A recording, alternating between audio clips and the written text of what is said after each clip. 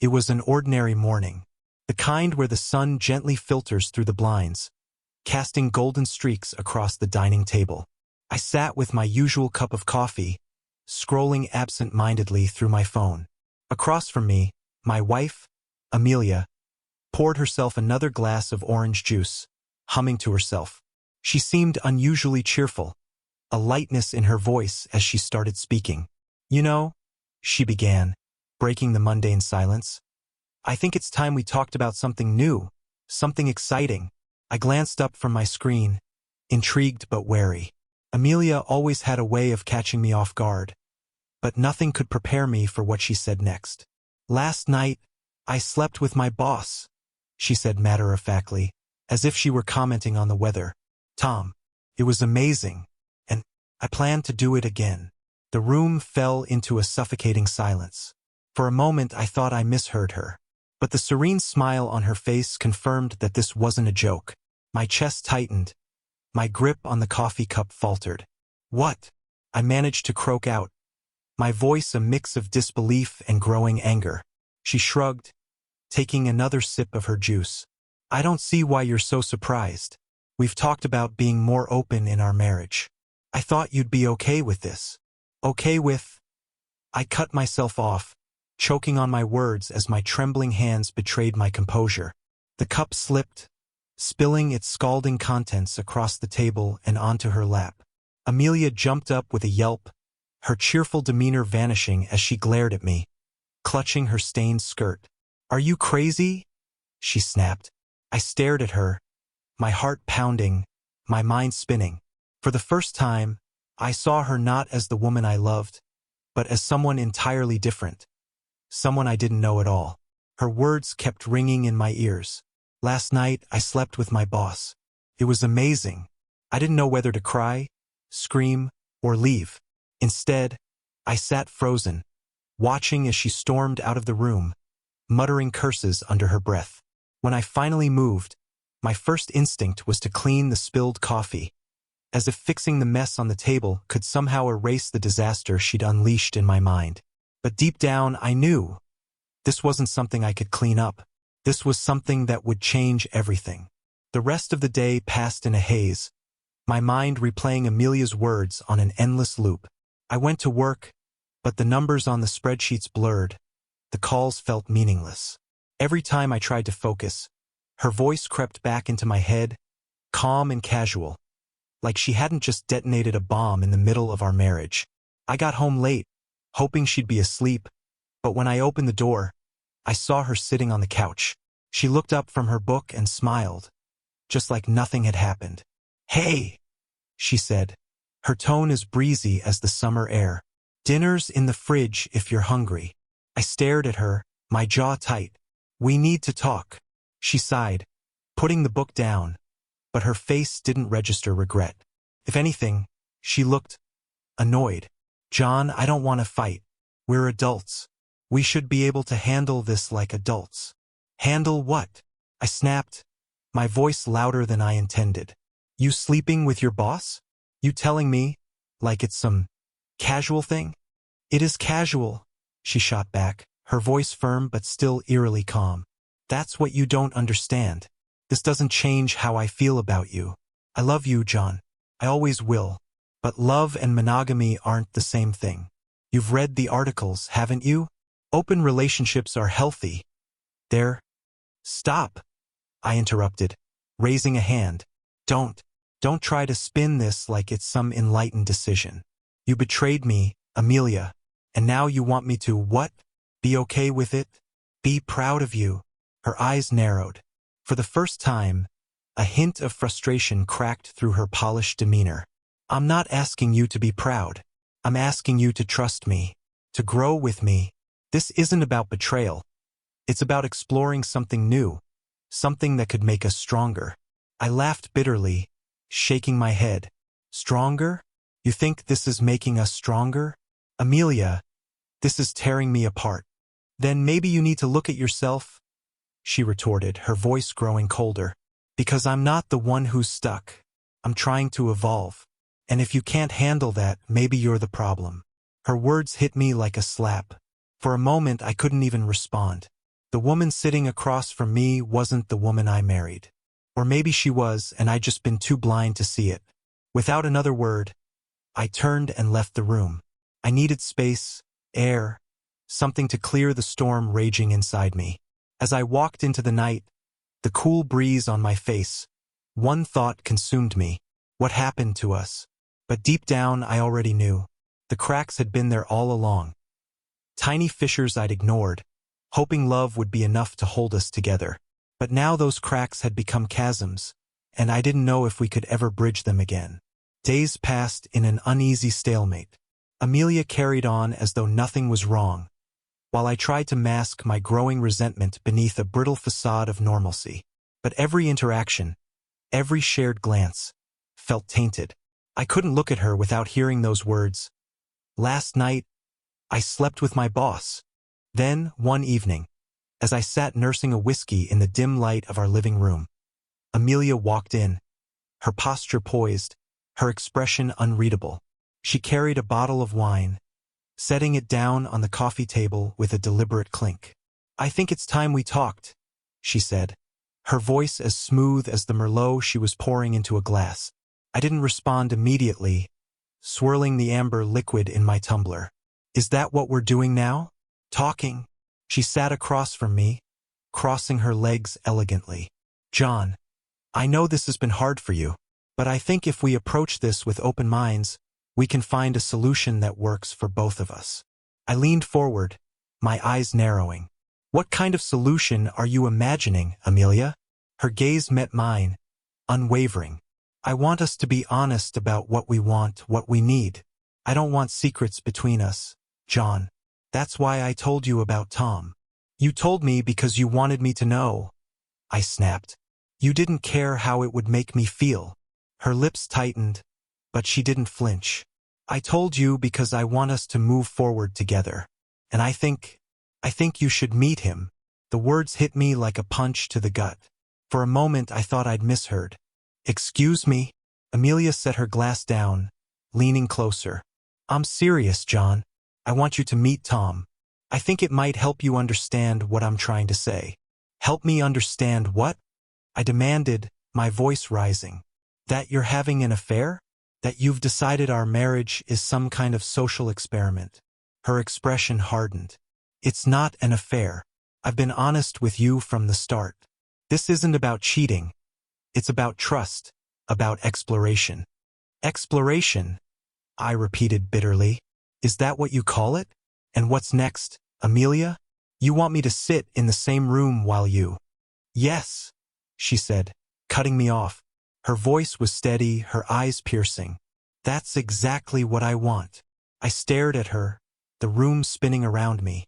For a moment, I couldn't even process what she was saying. "You want me to watch?" I finally choked out. "Not just watch," she said softly. "Be part of it. Not physically unless you wanted to, but emotionally. I want you to see how happy it makes me.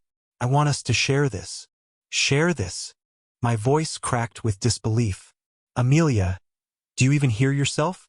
This is insanity." She reached out, placing a hand on my knee. "No, John. This is freedom. This is about breaking down the barriers we've built between us. Don't you see? It's not about Tom. It's about us." I pushed her hand away, standing abruptly. "No, it's about you. About what you want, what makes you happy. Don't pretend this is for me, Amelia. Don't insult me like that." She stood too, her calm facade beginning to crumble. "I'm not insulting you, John. I'm trying to save us. I'm trying to show you that love doesn't have to mean ownership. It can mean something bigger." I laughed bitterly, shaking my head. "Love? You call this love?" She didn't answer, her silence more damning than any words. I grabbed my jacket and headed for the door. "Where are you going?" she called after me. "Anywhere but here," I said, slamming the door behind me. As I walked into the cool night, my thoughts raced. Was this really happening? Was the woman I'd built my life with so unrecognizable now? I felt like I was drowning, each breath heavier than the last.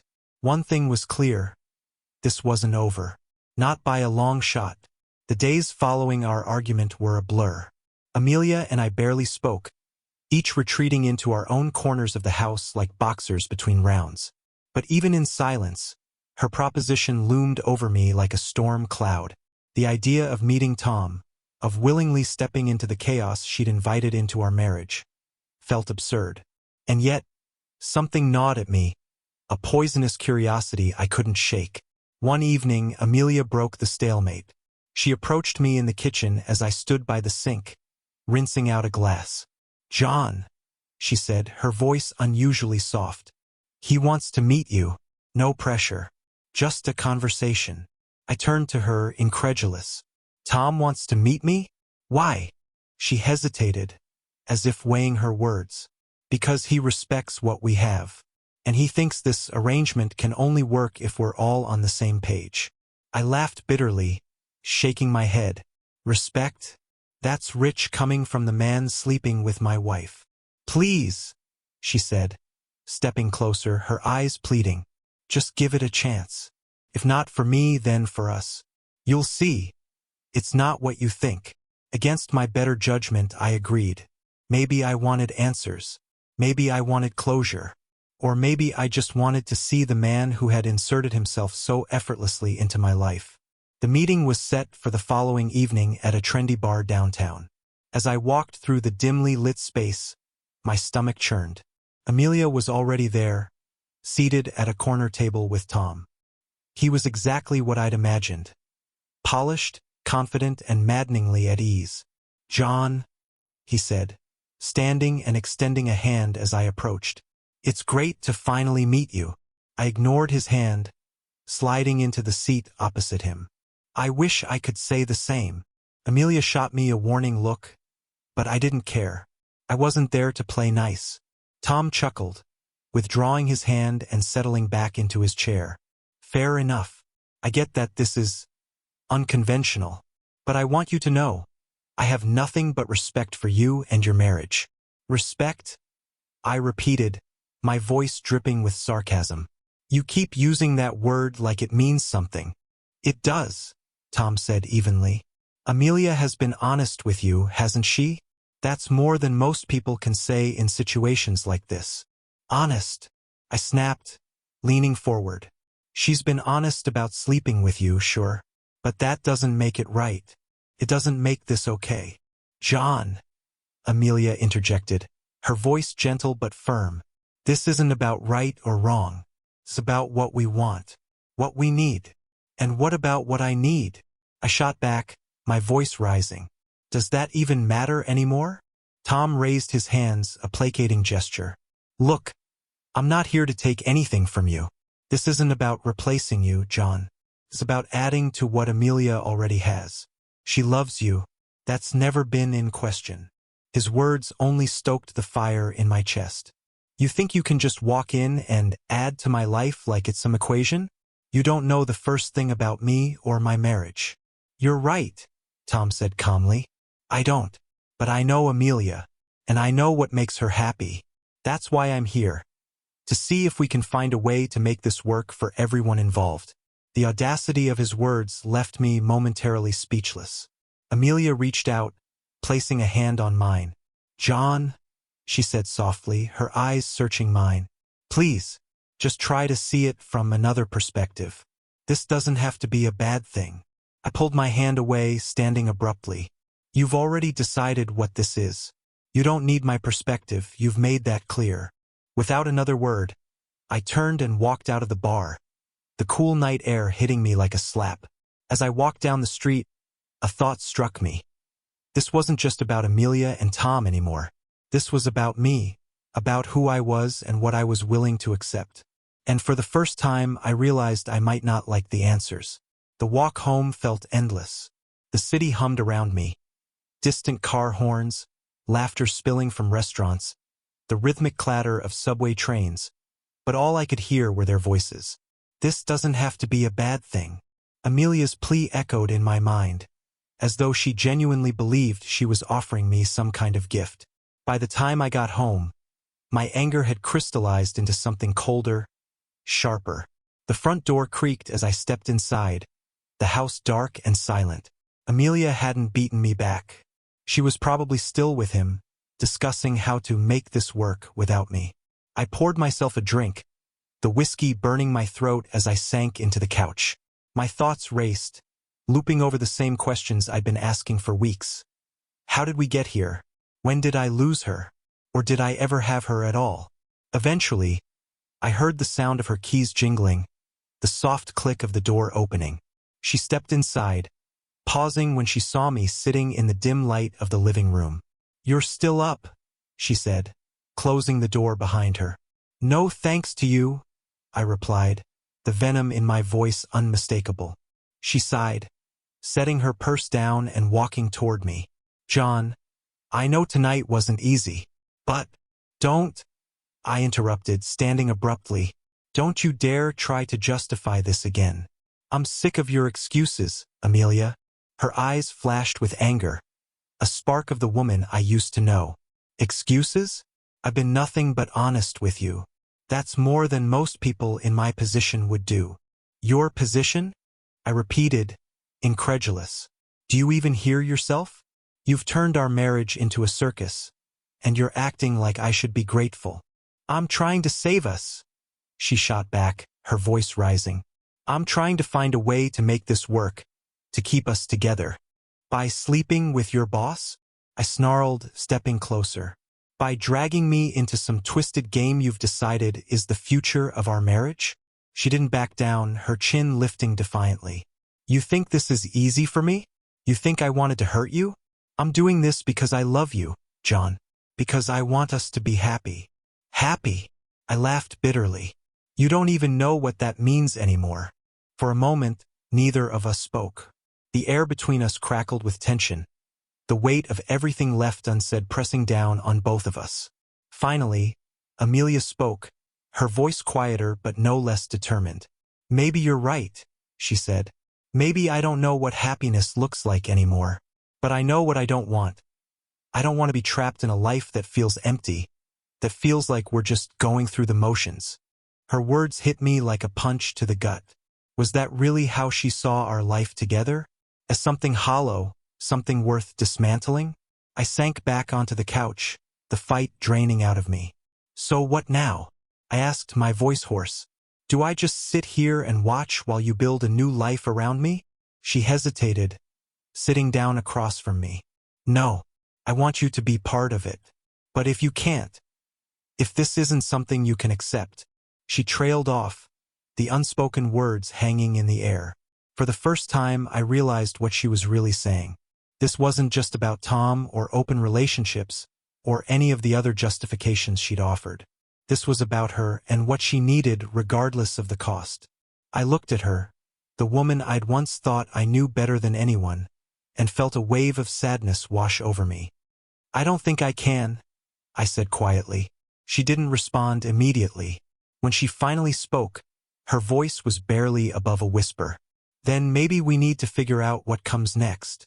Her words lingered long after she'd gone to bed, leaving me alone with my thoughts and the realization that the life we'd built together was crumbling before my eyes. The next morning, the house was eerily quiet. Amelia and I avoided each other as though some invisible line had been drawn between us. She left for work without saying goodbye, the sound of the door closing behind her heavy with finality. I sat at the kitchen table, staring at the remnants of my untouched breakfast. My coffee had gone cold, but I didn't care. My mind was a storm, thoughts colliding and breaking apart before I could make sense of them. For the first time, I allowed myself to consider the possibility that this might truly be the end. The idea was like a jagged edge in my chest, slicing through the memories we'd built together. Our first date, the way her laugh could light up a room, the quiet mornings spent reading the paper side by side. Was it all an illusion? Had I been holding onto a version of Amelia that no longer existed or maybe never had? The day dragged on in a haze. I went through the motions, working, eating, breathing, but nothing felt real. By evening, I found myself staring at my phone, my thumb hovering over the screen. I didn't know what I was searching for. Answers, solace, an escape. Instead, I found myself scrolling through Amelia's social media. Her profile was a curated snapshot of perfection. Smiling photos with friends, sunny vacations, candid moments that looked anything but. But as I scrolled further back, something shifted. There was a time years ago when the pictures felt genuine. Our honeymoon in the Rockies. The tiny apartment we'd shared when we first got married, cluttered with books and mismatched furniture. Her eyes had been different then, softer, brighter. When had that changed? As if on cue, my phone buzzed. A message. From Amelia. Home late. Don't wait up. My stomach twisted. Was she with Tom? I wanted to ask, to demand answers, but a part of me already knew. I poured another drink, the alcohol numbing the edges of my thoughts but doing nothing to quiet them entirely. As the night wore on, I found myself replaying our last conversation, her words looping in my mind like a broken record. Maybe we need to figure out what comes next. What did come next? Divorce? Separation? Or worse, acceptance? The idea of staying in this warped version of a marriage made my skin crawl, but the thought of walking away felt equally unbearable. At some point, I must have dozed off, because I was jolted awake by the sound of the front door opening. I glanced at the clock. Nearly midnight. Amelia walked in, her heels clicking softly against the floor. She looked surprised to see me still sitting in the living room, a half-empty glass in my hand. "You're still up," she said, her tone cautious. "Couldn't sleep?" I replied, my voice flat. She hesitated, then set her bag down and sat across from me. For a moment, neither of us spoke. "John," she began, her voice softer now. "I know this has been hard, but I need you to understand. I'm not trying to hurt you. I don't want us to lose each other." I stared at her, the words catching in my throat. Finally, I managed to ask the question that had been haunting me all day. "Are you in love with him?" Her eyes widened, and for a moment, I thought I saw guilt flicker across her face. But then she shook her head. "No, it's not like that. What I feel for Tom, it's different. It's not love. It's—" She trailed off, searching for the right words. "It's what?" I pressed, my voice harsher than I intended. "It's freedom," she said finally. "It's something I can't explain. But it doesn't change how I feel about you, John. I love you. I always have." Her words felt hollow, like an echo of something that had once been real. I set my glass down, the sound loud in the silence between us. "If you loved me," I said quietly, "you wouldn't be doing this." She looked away, her hands twisting in her lap. Maybe you're right." The weight of her admission hit me like a freight train.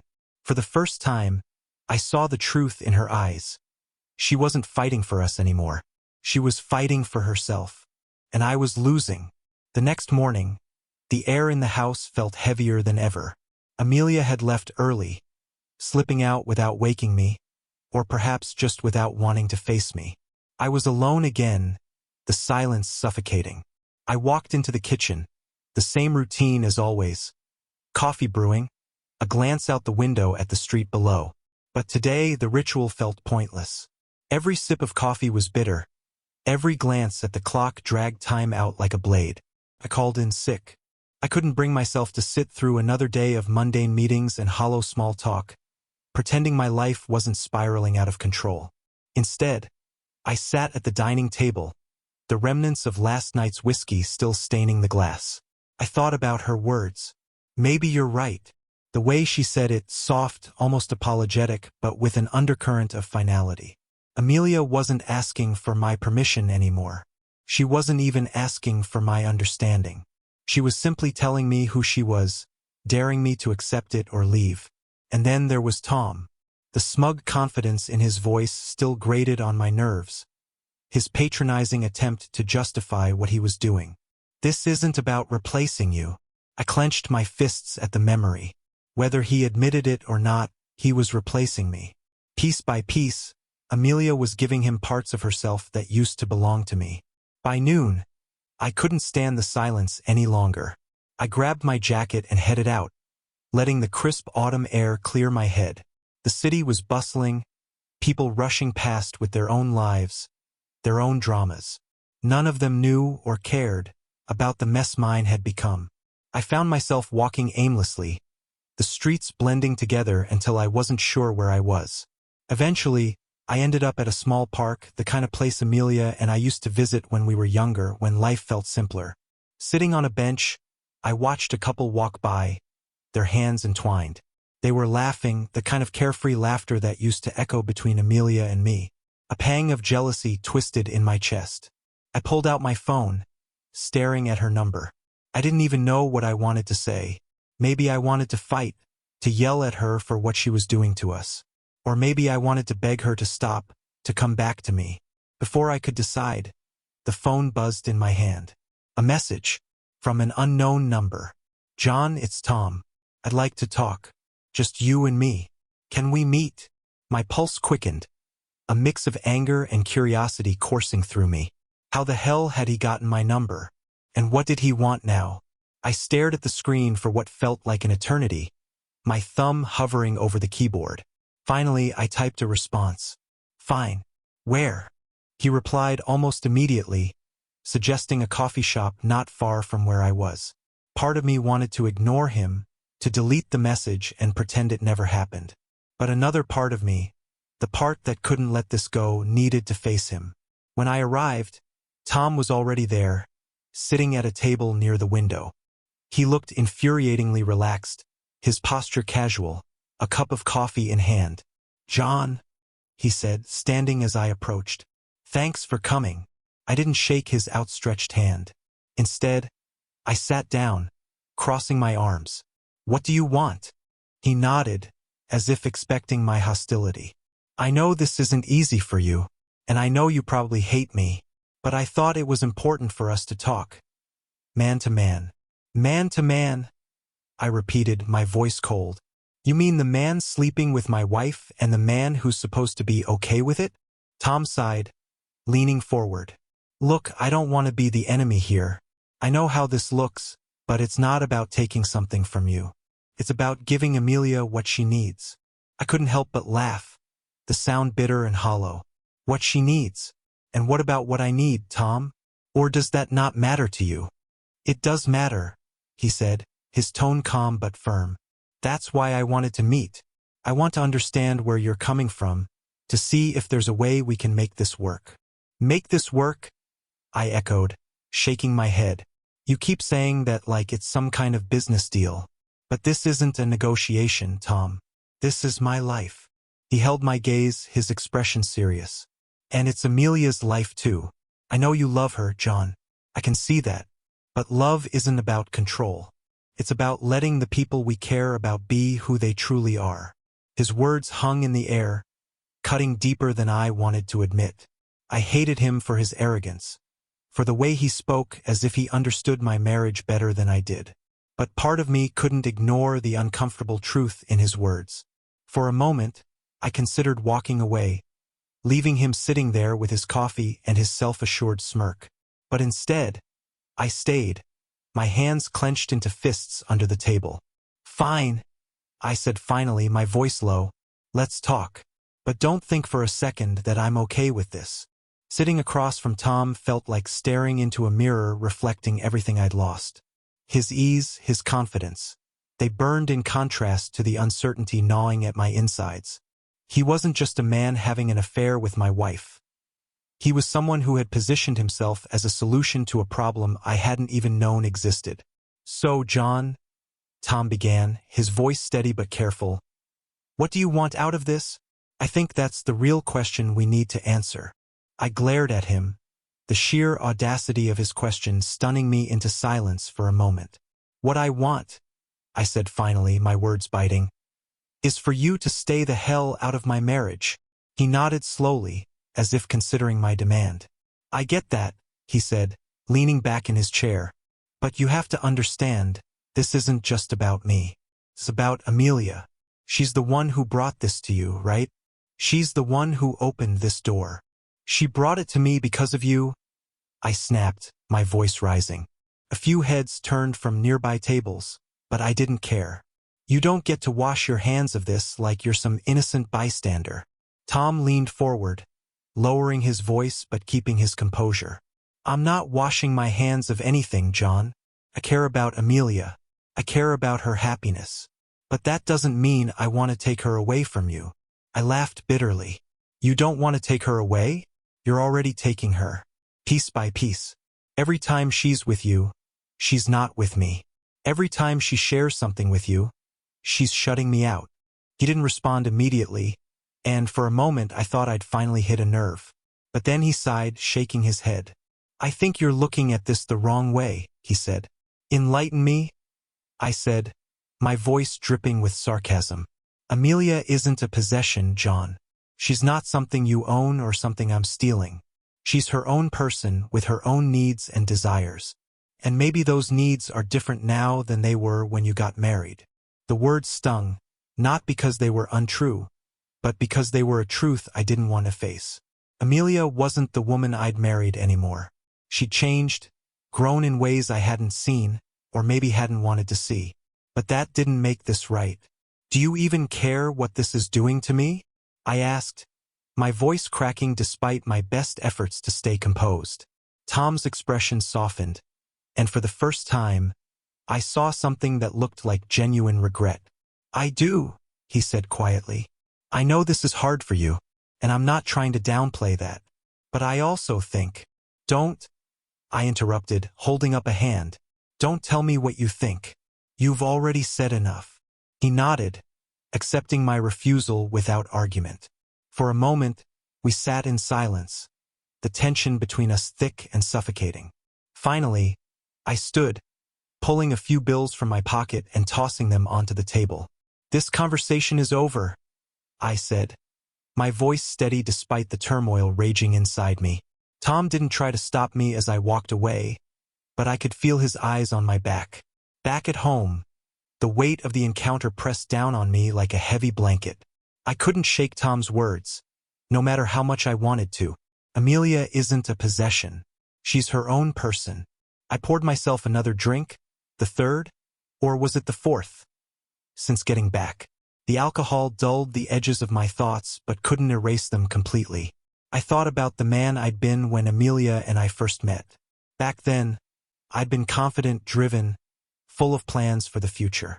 But somewhere along the way, life had worn me down. My dreams had shrunk, my ambition dulled. And now, here I was, drinking alone in a house that didn't feel like home anymore, my wife slipping further out of reach with every passing day. When Amelia finally came home, the clock read well past midnight. She looked surprised to see me still awake, her gaze flicking to the empty glass in my hand. You've been drinking, she said, more an observation than an accusation. Good of you to notice, I replied, my tone sharp. She sighed, setting her bag down and walking into the kitchen. I could hear the sound of water running as she filled a glass, her movements deliberate, measured. Tom texted me, she said when she returned. He said you two met. I didn't respond immediately, swirling the amber liquid in my glass. Yeah, I said finally. We met. And? She prompted, her voice careful. And nothing, I said, setting the glass down with a thud. He said his piece, I said mine. End of story. She sat down across from me, her expression unreadable. John, she began, her voice soft, almost pleading. I know this isn't easy for you, but I need you to understand this isn't about choosing him over you. This is about finding a way to be true to myself. True to yourself? I repeated, the words tasting bitter on my tongue. And what about me, Amelia? What about being true to us?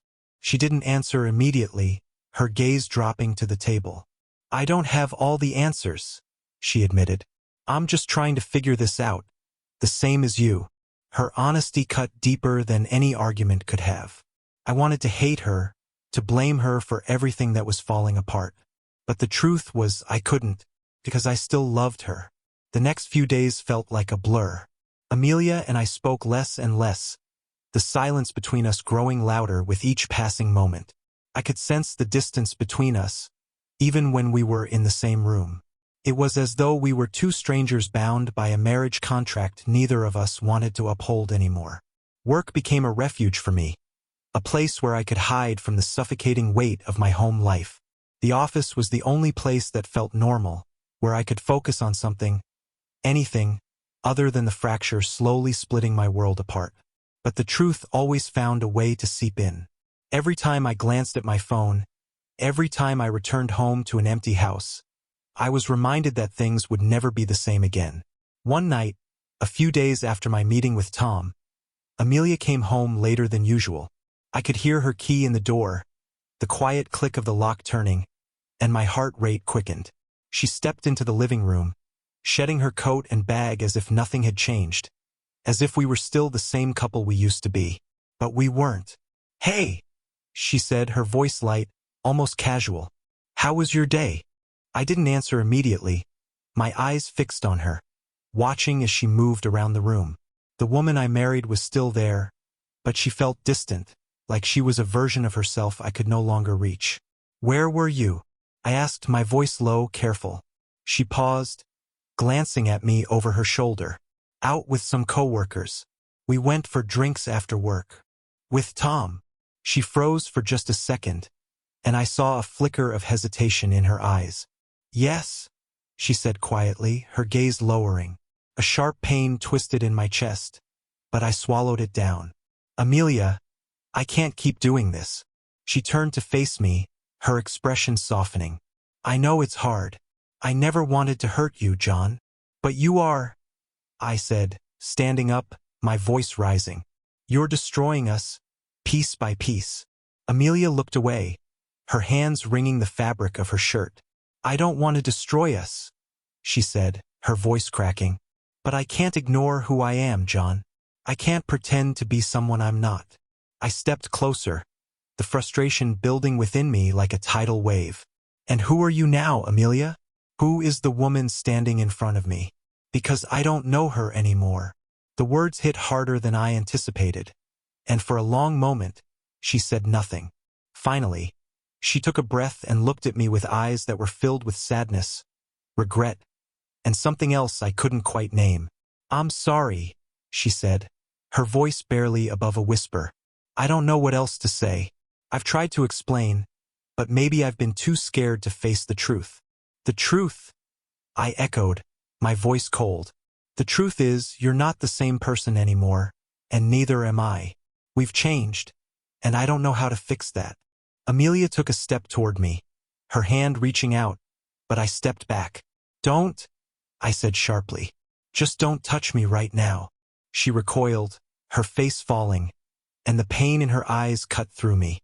I wanted to reach for her, to pull her close, but the space between us was too vast. "John," she whispered, her voice trembling. "I never meant for things to get this far. But I need to be honest with you. I need to be true to myself, and that means not pretending I'm okay with the way things have been. Not pretending that everything's fine when it's not." The words hung in the air, and for the first time, I understood the depth of the choice she had made. It wasn't just about Tom, or about the open marriage we tried to navigate. It was about her, about who she was becoming.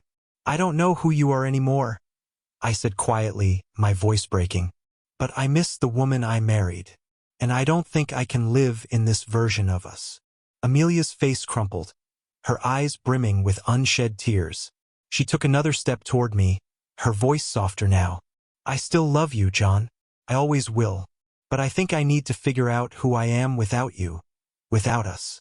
The words sliced through me, leaving nothing but a cold emptiness where hope used to be. I turned away, my hands gripping the edge of the table for support. "Maybe that's what I need to do too," I muttered. Later that night, I found myself staring out of the window, the darkness outside reflecting the emptiness inside. Amelia was asleep in the next room, but the distance between us felt insurmountable now. I didn't know what the future held for us, if anything at all, but I knew I couldn't keep living in the past. For the first time in a long while, I felt like I was standing at a crossroads. On one side, there was the life I had built with Amelia, the woman I thought I knew. On the other, there was a future full of uncertainty and pain, but perhaps the chance for something new. I didn't know which path I would choose, but I knew I couldn't stay stuck in the middle forever. The days following that conversation were nothing but an exhausting blur. Amelia and I drifted in and out of each other's orbit, existing in the same space but feeling more distant with every word left unspoken. We shared meals in silence, our eyes avoiding each other, the weight of our unacknowledged grief pressing down on us.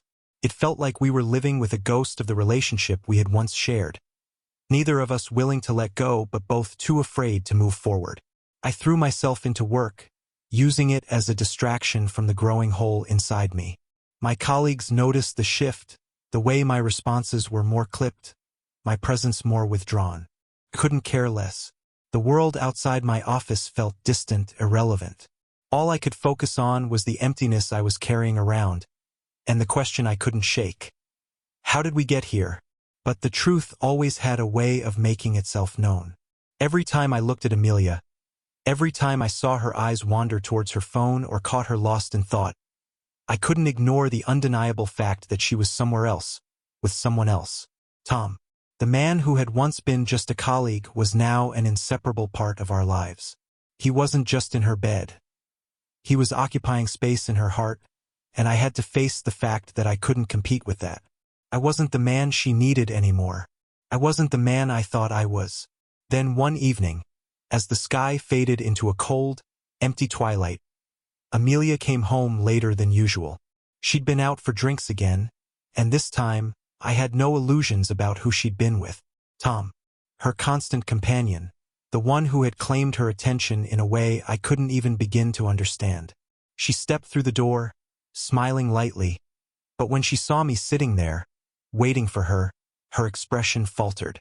For a brief moment, her gaze softened, but the distance between us was already too vast. "Hey, John," she said, her voice a little too bright, as if trying to convince both of us that everything was fine. "I didn't expect you to be up." I didn't respond right away. Instead, I just stared at her, trying to find the woman I used to know beneath the layers of distance and unspoken words. But she wasn't there. She hadn't been for a long time. "How was your night?" I asked, my voice colder than I meant it to be. "It was fine," she replied, her shoulders stiffening slightly. "Just a few of us from the office. Nothing special." "Nothing special," I repeated, standing up now. "Except for the fact that I'm pretty sure you've spent more time with Tom in the past month than you've spent with me in the past year." She winced, the words landing harder than I expected. "John, please, don't." "No, I need to hear it." I cut in, stepping closer to her. "You think I don't see what's happening? You've been with him more than you've been with me. You're falling for him, Amelia. I can see it in the way you talk about him, in the way you look at him." Her face twisted with guilt, but she didn't deny it. She couldn't. The truth was written all over her. I didn't want it to happen this way, John. But it's happening. I don't know how to stop it." "Stop it," I echoed, a bitter laugh escaping my lips. "You're already gone, Amelia. You've been gone for weeks, and I've just been too damn blind to admit it to myself." Her eyes filled with tears, and I could see the struggle in them, the battle between the love she still felt for me and the life she was trying to build with Tom. "I never wanted to hurt you," she said, her voice breaking. "I never wanted things to turn out like this." "But they did," I said, the words harsh but necessary. "And now we're here, in this place where I don't even recognize who you are anymore." She reached out to me then, her hand trembling, but I took a step back. "Don't touch me," I said, my voice hard. "I don't know who you are anymore, Amelia, and I don't know if I can keep pretending that I'm okay with all of this." Her eyes pleaded with me, but the damage had already been done. "I love you," she whispered, but the words were hollow, distant. They didn't hold the weight they once did. "I still love you, John, but I don't know if that's enough anymore." I didn't know what to say. I didn't know if it was enough either. I turned away, walking to the door. "I think I need some space," I said, my voice barely above a whisper. "I don't know if we can fix this, Amelia, but I can't keep living in the shadow of something that's already gone." And with that, I left. I didn't know where I was going or what I was doing. All I knew was that I couldn't stay there, in that house with her, with him, pretending that everything was fine when it was falling apart at the seams. I drove aimlessly, the city lights blurring as I passed by. My thoughts were a storm, crashing together and tearing me apart. I couldn't keep running from this, but I also couldn't face it. I had no idea what the future held, only that it was no longer the future I'd imagined with Amelia.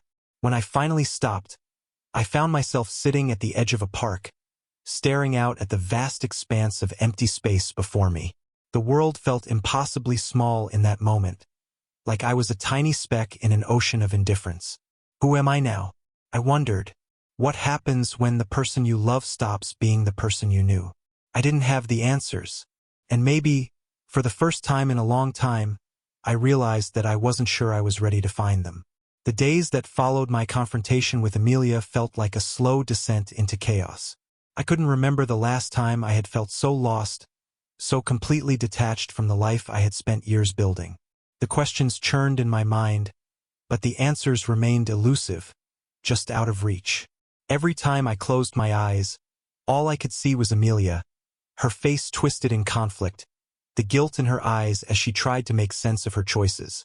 And I couldn't help but wonder, had I ever really known her?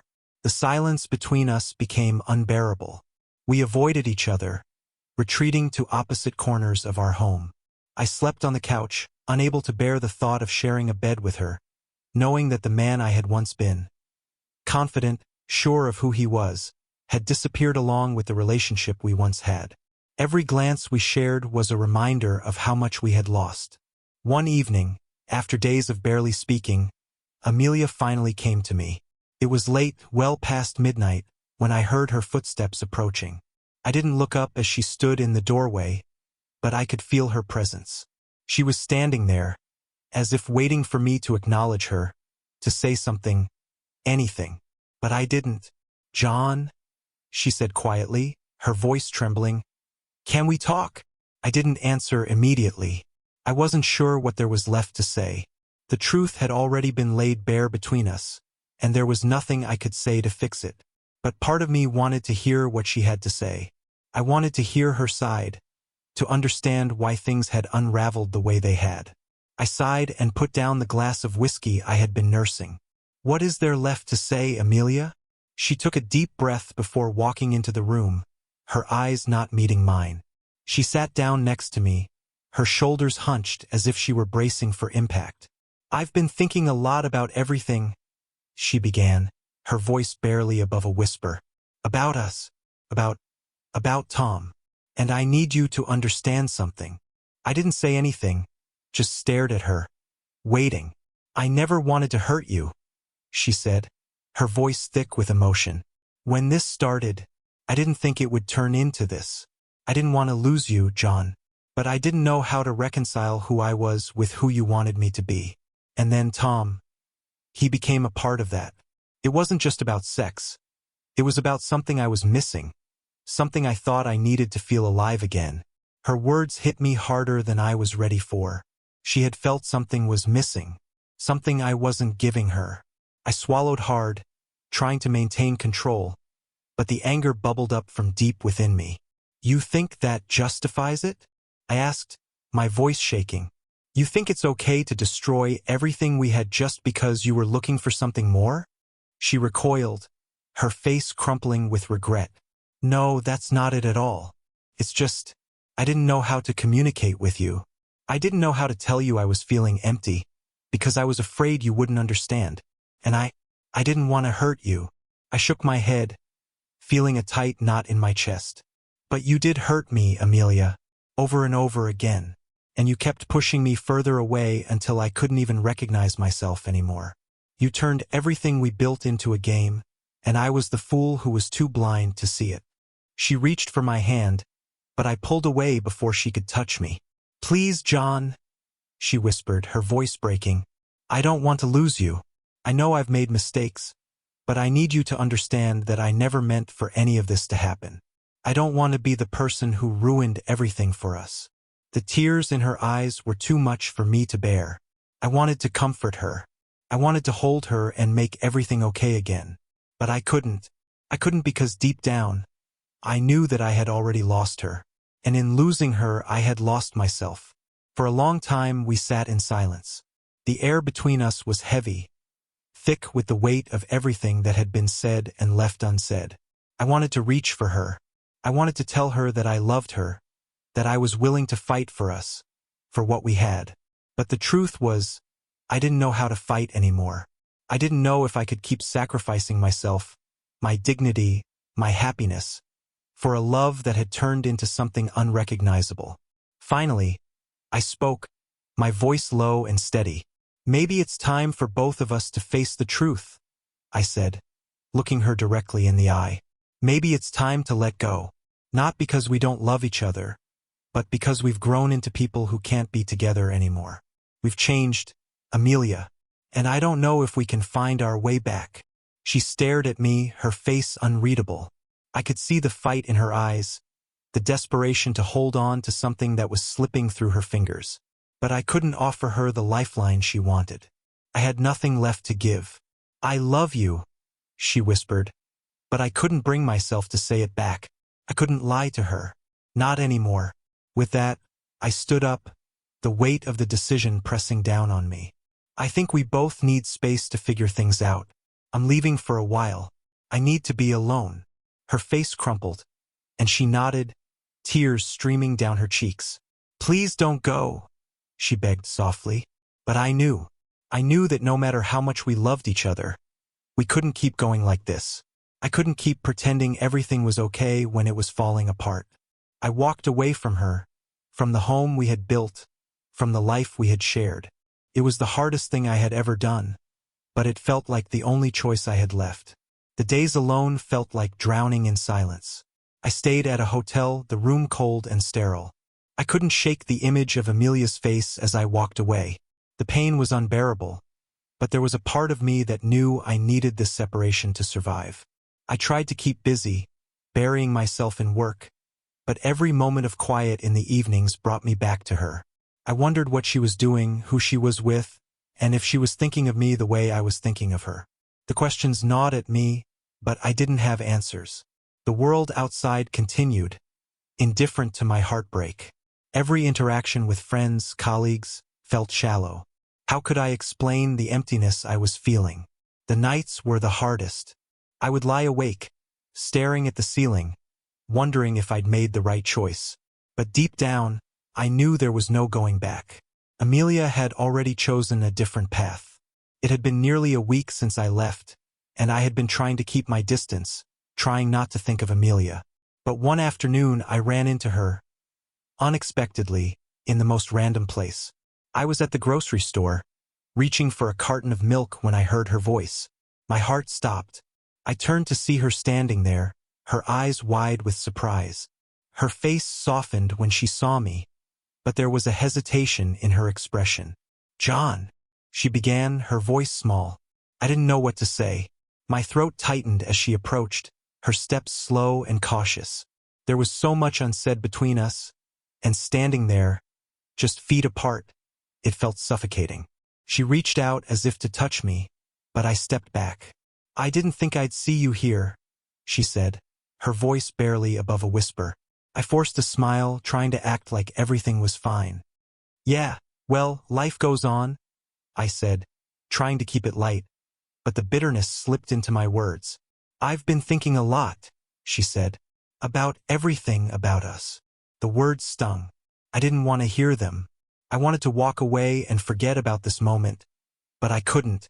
The weight of her gaze held me there. "I think we both know it's over," I said, my voice steady but cold. "There's nothing left to fix, Amelia." Her face crumpled, and I saw the sadness in her eyes. "John, I never wanted to hurt you, but I think I've already lost you." I nodded, turning away. "Goodbye, Amelia." I left without looking back. The hardest part wasn't leaving or even facing the aftermath. It was accepting that sometimes love isn't enough. That sometimes you reach a point where two people just aren't meant to be together anymore. I began to focus on rebuilding. I took long walks, started picking up old hobbies, and spent more time with friends who had supported me from the start. Slowly, the pain started to dull, and I started to feel like myself again. It wasn't easy, and it wasn't quick, but I had to accept that the past was gone. The ghost of Amelia lingered in my thoughts, but I knew I couldn't keep holding on to what was no longer there. The hardest part of healing is letting go. Months passed, and the ache began to fade. I still thought about Amelia sometimes, wondered how she was doing, but I stopped looking for answers. It was over, and no matter how much I wanted to turn back time, I couldn't. One day, as I sat in a cafe, a sense of peace washed over me. The pain had turned into something manageable, something I could live with. I had learned to move forward, to live without the person who had once been my everything. It wasn't a fairy tale ending. It wasn't redemption. But it was life, and sometimes that's all you can ask for. As I sit here, reflecting on everything that happened, it still feels surreal. The love I once shared with Amelia, the moments that seemed so full of promise, now seem like a distant memory, a chapter in a life that's no longer mine. Strange, the way time changes everything. At one point, I thought I would never be able to move on, that the weight of betrayal and loss would crush me entirely. But here I am, still standing, still breathing. I learned a lot through this, not just about Amelia and our failed relationship, but about myself, about what I am willing to accept, and more importantly, what I am not. I've learned the hard way that love, when it's based on manipulation and deceit, isn't love at all. It's a trap, and it can break you if you're not careful. I've also learned that letting go doesn't mean the end of everything. It means the beginning of something new. You start to reclaim parts of yourself that you thought you lost, and with time, you start to see that the person you were before was still there all along. You just needed to find your way back. The road ahead isn't easy, but I know one thing for sure. I won't make the same mistakes again. I won't allow myself to be someone I'm not for the sake of someone else's desires. I'll be honest with myself and others, even when it's hard. So, as I look back on this chapter of my life, I don't regret it. Because even though it hurt, it taught me the most valuable lessons I could ever learn. It taught me about resilience, about self-worth, and about knowing when to walk away. If you've made it this far, I want to leave you with this.